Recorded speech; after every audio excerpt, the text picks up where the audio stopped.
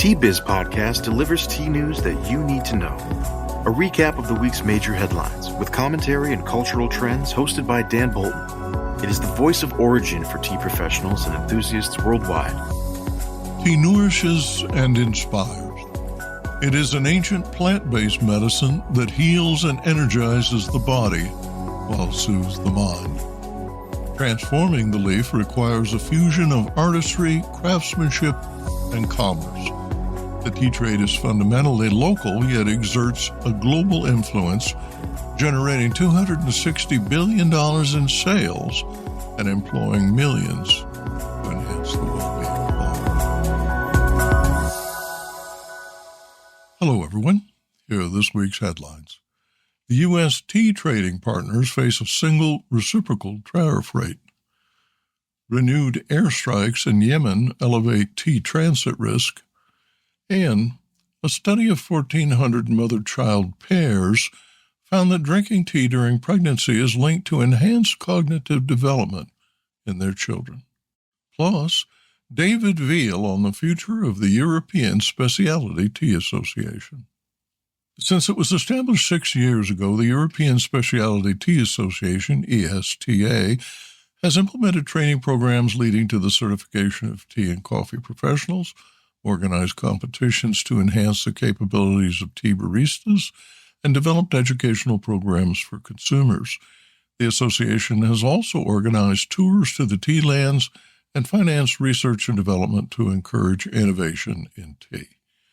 ESTA's outgoing executive director, David Veal, joins the Tea Biz podcast today to discuss the association's achievements, growth to 350 members, and future ambitions. David was named executive director in May 2019. Before that, he was executive director of the Specialty Coffee Association of Europe, SCAE, from 2011 to 2018, when SCAE merged with its American counterpart to become the Specialty Coffee Association. David's beverage career began in 1983 when he joined Automatic Catering Supplies as regional manager for the north of England. At ACS, he played a pivotal role in introducing specialty coffee brands like Dewey Egberts to the UK market. David officially leaves the post as executive director on March 31st, but promises to, quote, hang around for a bit to help with succession and to smooth things over, end quote. But first, this important message. What happens when businesses along the tea supply chain get together and support women and children in tea communities? The Mother and Child-Friendly Seal for Responsible Business is creating long-term positive impacts, making your cup of Ceylon tea all the sweeter. Learn more at srilanka-motherandchildseal.org.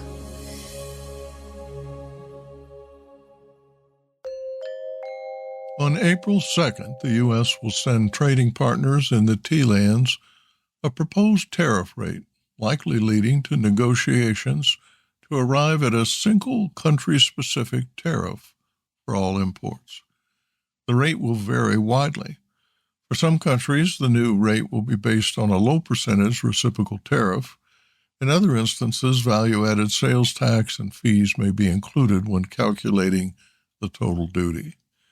U.S. Treasury Secretary Scott Bessent said on March 13 that U.S. trading partners will have an opportunity to avoid country-specific tariffs by lowering their own tariffs or addressing other grievances. Bessent said, quote, what's going to happen on April 2nd is that each country will receive a number that we believe represents their tariffs.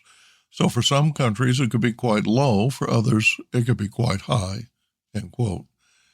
President Trump has repeatedly said that tariffs should be adjusted so that, quote, what they charge us, we charge them, end quote. The exceptions are China, Canada, and Mexico, which face 10 to 25% tariffs.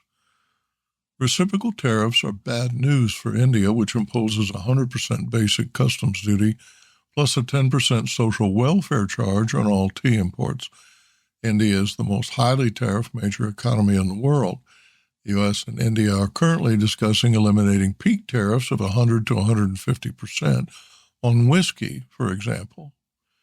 Data journalist Katerina Buchholz at market research firm Statista writes that, quote, a look at the World Trade Organization tariff chart for the country, India, reveals very high average rates for beverages and tobacco, including alcoholic beverages, oilseeds, sugars, cocoa, tea, coffee, and spices, end quote.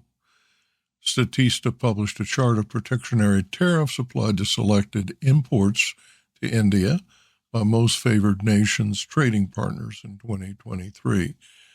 Beverage tariffs averaged 74.5%, while tariffs on tea, cocoa, coffee, and spices averaged 47.6%. The rate for sugar and confectionery is 51.5%, and for fruit and vegetables, 34.6%. During the Biden administration, Canadian tariffs for U.S. goods were very low, with most products entering the country duty-free under the United States-Mexico-Canada Agreement, USMCA. According to World Tea data, the average tariff on all imports from the U.S. was 2.07%, while the average effective tariff on Canadian goods entering the U.S. was 2.4%. Canada, however, charges a general sales tax, a digital service tax, and provincial taxes in addition to tariffs. Kenya charges a 16% VAT plus a 3% declaration fee and a 2% railway development levy. France charges a 20% VAT. Germany charges a 19% VAT, and Japan a 10% VAT. Italy imposes a 22% value-added tax, the highest in Europe. Ireland's Prime Minister Michael Martin told Reuters that the European Union will, quote, take a bit of time, end quote, to respond to the new reciprocal tariff rates. Quote, I believe the EU will adopt a strategic approach, end quote, Martin told Ireland's parliament. Ireland is among the EU countries most exposed to increased tariffs. The resumption of missile and airstrikes on Yemen-based Houthis on March 15th has presented a significant challenge to tea logistics as first flush teas are en route to market. The situation will increase delays for tea shipments from regions such as Darjeeling, impacting freshness and supply chain efficiency. The rerouting of tea from Calcutta to Amsterdam via the Cape of Good Hope adds 15 to 20 shipping days, which increases costs to between $7,000 and $9,500 per container. Fuel expenses for an extra 2 weeks at sea rise by $900,000 to $1.8 million, depending on the vessel. The cessation of hostilities between Israel and Hamas on January 19th improved safe transit conditions, typically limited to bulk and low-value cargo. Since February, 47 ships, including 6 owned by the U.S. or U.K. firms, have navigated the Red Sea safely. Egyptian's president reports that monthly revenue losses have escalated to $800 million, however, contributing to a projected $7 billion decline in 2024. Due to ongoing security concerns, major shipping companies such as Maersk, MSC, and Mitsui OSK continue to avoid the route. War risk premiums have increased significantly by as much as 2% of the ship's value for transit. Several workarounds have been implemented due to delays in tea shipments from East Asia, South Asia, and Africa following the initial missile attacks in November 2023. Air freight volumes from India to Europe have increased by 40% since February 2024, exceeding the 2019 weekly average. Rates have risen to $3.50 per kilogram for shipments greater than 1,000 kilos, a 158% increase compared to December 2023. Rail transit usage has also increased for routes from Bahrain and Dubai via the UAE-Israel land corridor, which connects Dubai's Jebel Ali port to Israel's Haifa port through Saudi Arabia and Jordan. Dubai remains the largest tea re-exporter by volume. Growers in Africa, India, and Sri Lanka are also targeting South Asian markets, leveraging shorter and more secure shipping lanes. With the ceasefire ended, Israel has deployed ground forces into Gaza, and U.S. forces have initiated airstrikes targeting Houthi infrastructure, including launch sites and weapons storehouses. The U.S. Department of Defense has stated that operations will continue indefinitely until the threat to international shipping is neutralized. TBIZ correspondent Rupa Goswami filed this report on a new study from the Chinese National Birth Cohort that suggests maternal tea consumption during pregnancy may significantly enhance children's cognitive development. The research, recently published in the peer-reviewed journal Scientific Reports, analyzed data from 1,423 mother-child pairs and found that drinking tea, especially during the second and third trimesters, was linked to improved cognitive, fine motor, and gross motor skills in children at 36 months. Reproductive-aged women habitually consume tea and coffee, thus the potential effects of their consumption on women and their children deserve attention. Researchers from Anhui Medical University and Nanjing Medical University conducted the study, which assessed children's cognitive abilities by using the Bailey scales of infant and toddler development. To understand the effects of maternal tea consumption, scientists grouped expectant mothers based on their tea-drinking habits throughout pregnancy and identified distinct trajectories. Findings revealed that mothers who consistently drank tea across all 3 trimesters had children with the highest cognitive scores. Interestingly, those who drank tea in only the first trimester saw no comparable benefits, suggesting that the second and third trimesters are key developmental windows where maternal tea intake can positively influence fetal brain development. Despite tea and coffee containing caffeine, the study found no significant association between maternal coffee consumption and children's cognitive development. Researchers speculate that tea's additional bioactive compounds, such as polyphenols and flavonoids, may contribute to the observed benefits. These compounds are well known for their antioxidant and neuroprotective properties, potentially aiding brain development in utero. Tea, mainly green and black varieties, contains neuroprotective catechins, which have been linked to improved brain function. Some studies suggest that these compounds can reduce oxidative stress, enhance memory, and support neural connectivities, factors that may explain why tea-drinking mothers had children with higher cognitive abilities. As scientific interest in maternal nutrition continues to grow, this research underscores the potential for everyday beverages to influence early childhood development in meaningful ways. Next, Arvinda Anantharaman in Bengaluru reports on this week's India Tea News.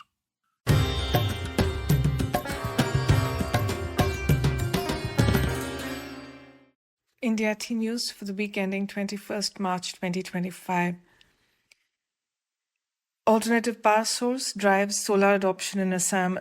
A reported 0.94 units of electricity is needed for every kilo of tea that's manufactured.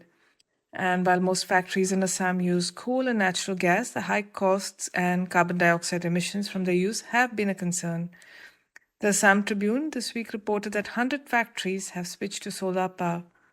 The report quoted a study of tea estates in Assam and Bengal, where every ton of tea is said to add 3 million kilos of carbon dioxide, with per hectare emission at about 13.61 kilos.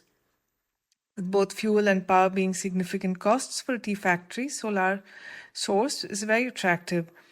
And while initial investment costs are high, the report says the return can be expected in under 4 years. The state government's integrated clean energy policy is another stimulus towards green energy adoption for Assam tea, as a huge step towards adopting renewable energy. In other news, Darjeeling first flush off to a tough start, made worse by the news of fire at Longview estate in Kershong.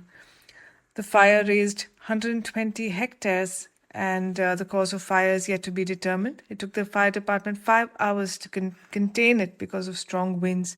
Mercifully, no casualties have been reported, and the factory also is safe. But the tea bushes have all been scorched in that area. Reporting on the fire, the Times of India said that earlier this month, management issued a no-work, no-pay notice after workers refused to start plucking, alleging non-payment of benefits and bonuses. This accident is yet another loss for the already struggling Darjeeling tea industry, where a reported 12 tea gardens have closed since last year. And lastly, Hyderabad city in South India saw the opening of the 9th outlet of its famous Cafe Nilofer chain.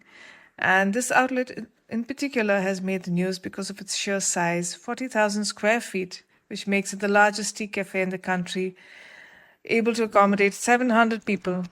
Hyderabad is famous for its Irani chai culture, and Cafe Nilofer has been showcasing it since its beginnings in 1978. The chain was started by A. Baburao, whose son Shashank Anumula has, since taking over, expanded it into a more modern enterprise. And now, a word from this week's sponsor. Hello, I'm Bogdan, a passionate tea drinker and the inventor of the ultimate tea machine, the NEWSMAKER 1. Preparation is key to making fine tea. Sequential steepings deliver the best taste possible and unlock the true value of whole leaf teas and botanicals. Brew automates that process without using any pots or capsules.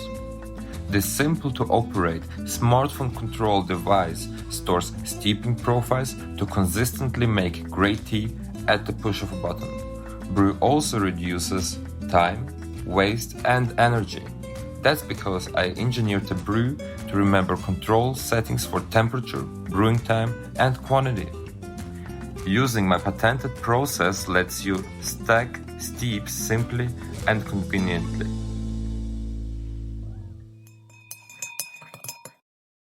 Since it was established 6 years ago, the European Speciality Tea Association, ESTA, has implemented training programs leading to the certification of tea and coffee professionals, organized competitions to enhance the capabilities of tea baristas, and developed educational programs for consumers. The association has also organized tours to the tea lands and financed research and development to encourage innovation in tea. ESTA's outgoing executive director, David Veal, joins the Tea Biz podcast today to discuss the association's achievements, growth to 350 members, and future ambitions.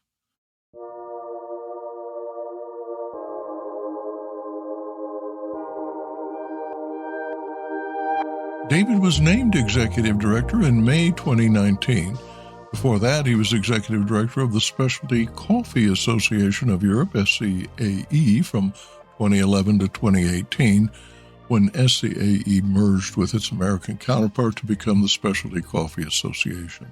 David's beverage career began in 1983 when he joined Automatic Catering Supplies as regional manager for the north of England. At ACS, he played a pivotal role in introducing specialty coffee brands like Dewey Egberts to the UK market.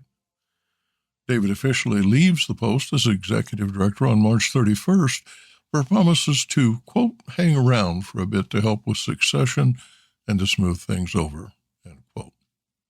Thanks for joining us, David. Thank you for the opportunity, Dan.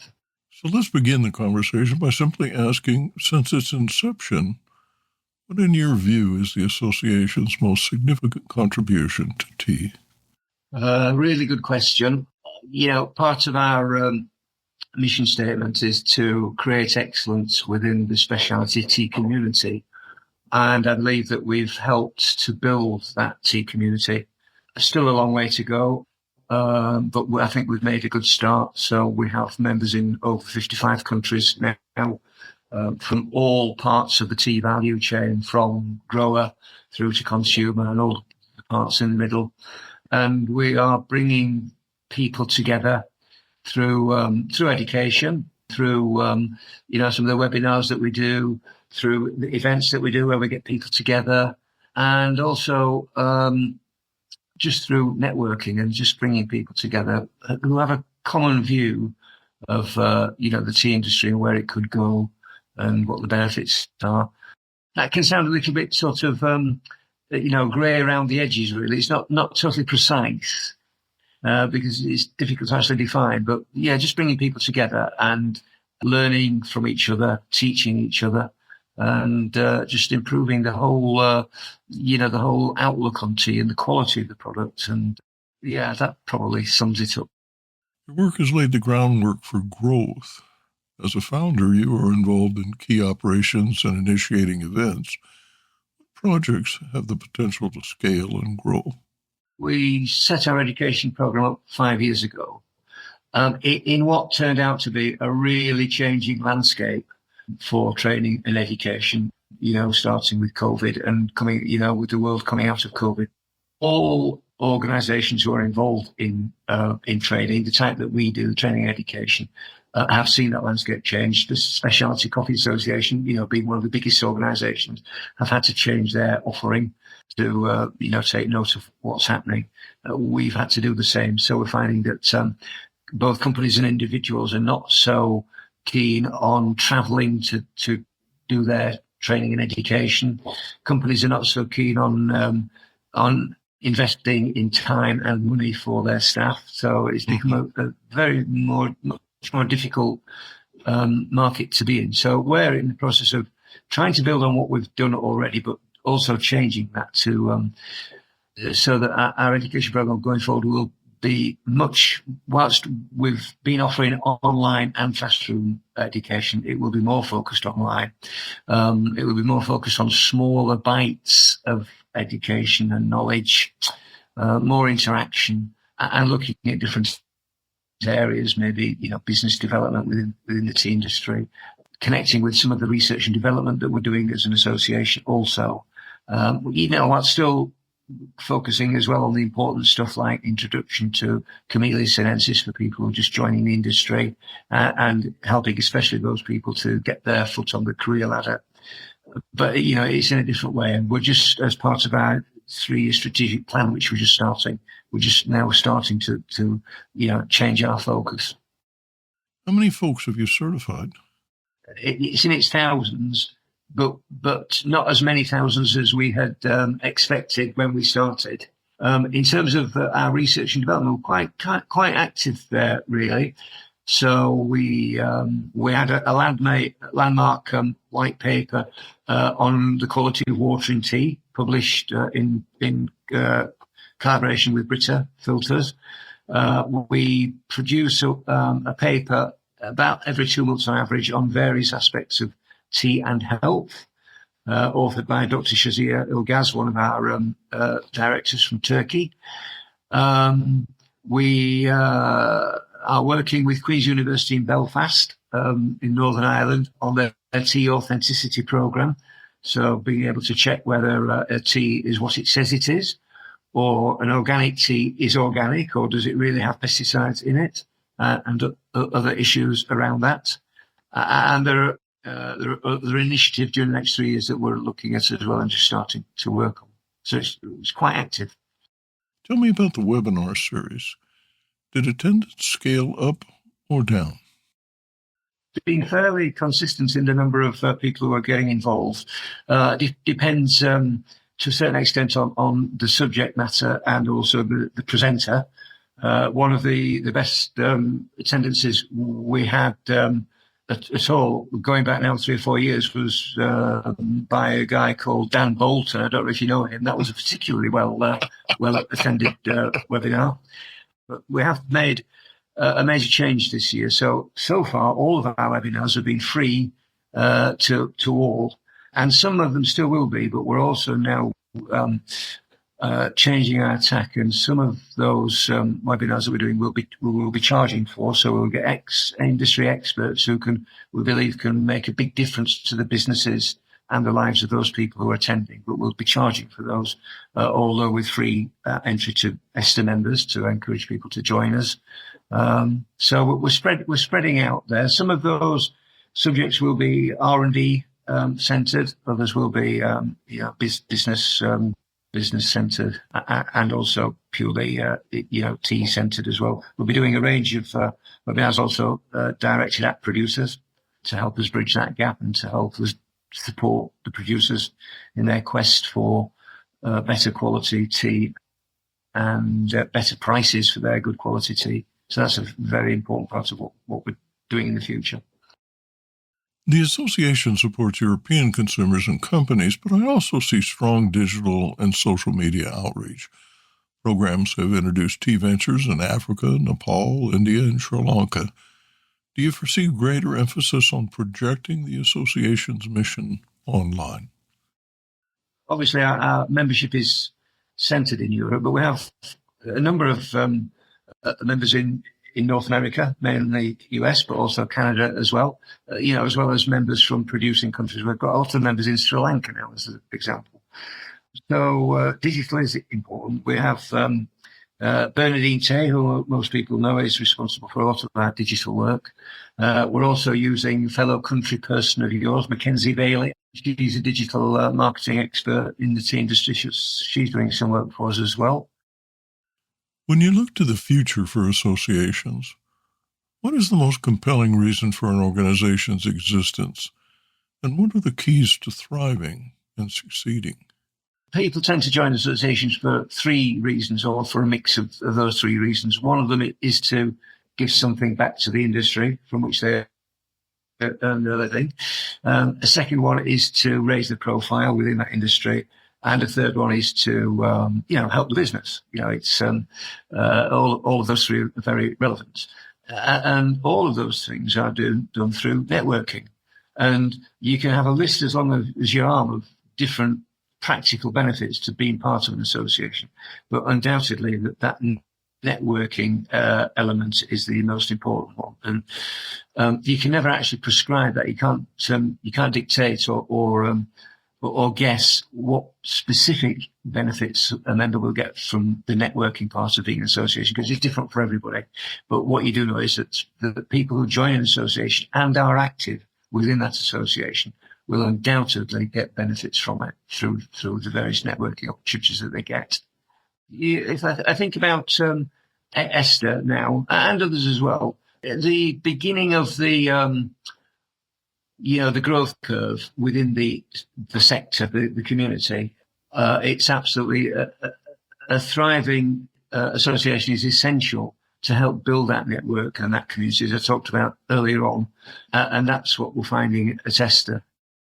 The other really important thing is that we, as an association, and most we are independent, we're inclusive, we're non-for-profit, we have no agendas of our own, and people buy into that. So it just helps with our general good image, if you like. Camaraderie and inclusiveness distinguish membership in ESTA from an NGO or corporate outreach, right? Membership is absolutely vital to us at this point.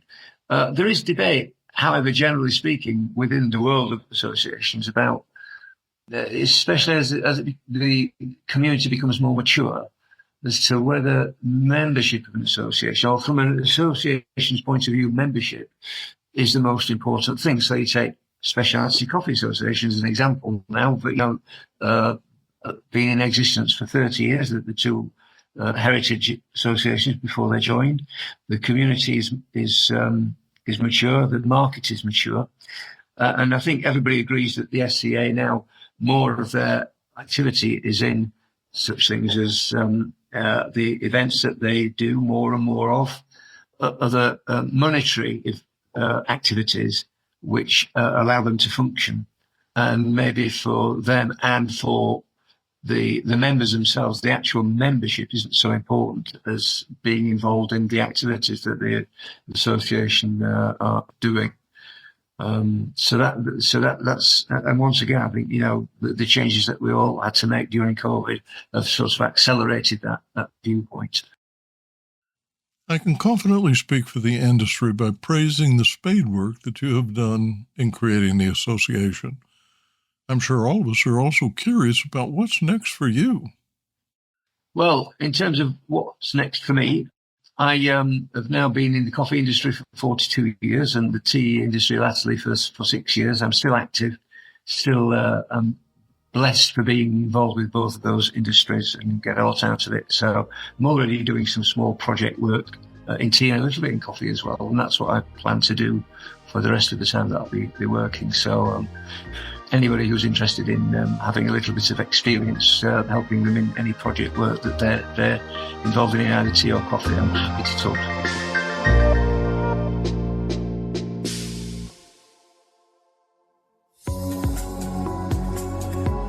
Intrigued by what you heard in today's podcast? Would you like to learn more from our global network of tea biz journalists and tea experts? Remember to visit the Tea Biz website for more comprehensive coverage. That's www.t-biz.com.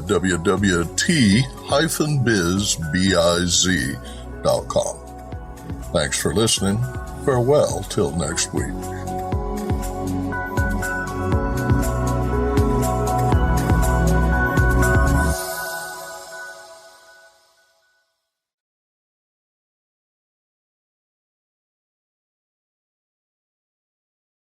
Produced by Adavita Studios. Connect your voice to the world.